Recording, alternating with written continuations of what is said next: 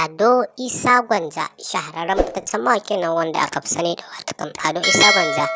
Assalamu alaikum jama'a, barkanmu da sake kasancewa da ku ta cikin wani sabon bidiyo namu a cikin wannan tasha ta mai albarka da suna On Top Hausa TV. Dan Allah dan uwa, ina roƙonka da idan yau ne farkon zuwan ka wannan tasha mai albarka, kada ka sha'afa ka daure ka danna mana alamar nan ta subscribe, kana ka danna alamar ƙararrawar sanarwa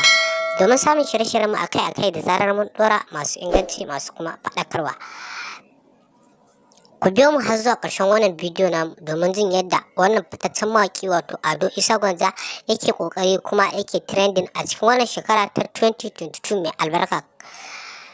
Idan kuka biyo mu har zuwa ƙarshen wannan bidiyo namu, za mu faɗa muku ƙoƙarin da wannan mawaƙi wato Ado Isa Gwanja yi, wanda wannan mawaƙi wato Ado Isa Gwanja ya yi waƙoƙi a baya-baya masu daɗi waɗanda suka shahara musamman ma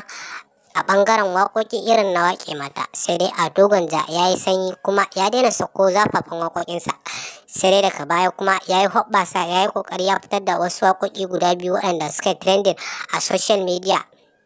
musamman ma a cikin wannan shekara ta 2022 mai albarka, wanda waɗannan waƙoƙi guda biyu da wannan shahararren mawaƙi wato Ado Isa Gwanja ya fitar sun ƙara ɗaga liyafar wannan shahararren mawaƙi wato Ado Isa Gwanja. Waɗannan waƙoƙin ba kowace ba ce sai illa war da kuma cas, wanda waɗannan waƙoƙi guda biyu sun shahara kuma sun yi trend a social media musamman ma irin su TikTok, YouTube, Instagram da ma dai sauran social media baki ɗaya, wanda waɗannan waƙoƙi an yi su kuma an yayin su musamman ma waƙar da ya fara yi wacce ake kira aka yi wa laƙabi da kuma da suna war, wanda wannan waƙar ta yi trending, wanda ba da kafin ta gama trending ɗinta ya ƙara sako wata waƙar tasa mai suna cas. Ku ci gaba da kasancewa da wannan tashar ta mai albarka domin jin yadda wannan shahararren mawaƙi wato Ado Isa Gwanja yake forming a cikin wannan shekara ta 2022 mai albarka.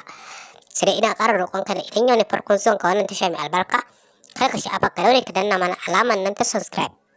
kana ka danna alamar ƙararrawar sanarwa domin samun shirye-shiryen mu akai-akai da zarar mun dora masu inganci. Sannan kuma idan ba wani farkon zuwan ka wannan tasha mai albarka ba, ina roƙonka da ka daure ka dinga mana share da like da comment a zuwa gurburkan ku na Facebook da kuma na WhatsApp, domin hakan ne zai tabbatar mana da kuna bibiyar shirye-shiryen mu kuma kuna jin daɗin kasancewa da wannan tasha ta mai albarka a cikin shirye-shiryen da take kawo muku masu inganci. Wannan shahararren mawaƙi dai wato Ado Isa Gwanja, kun ji irin ƙoƙarin da yi a cikin wannan shekara ta 2022 mai albarka.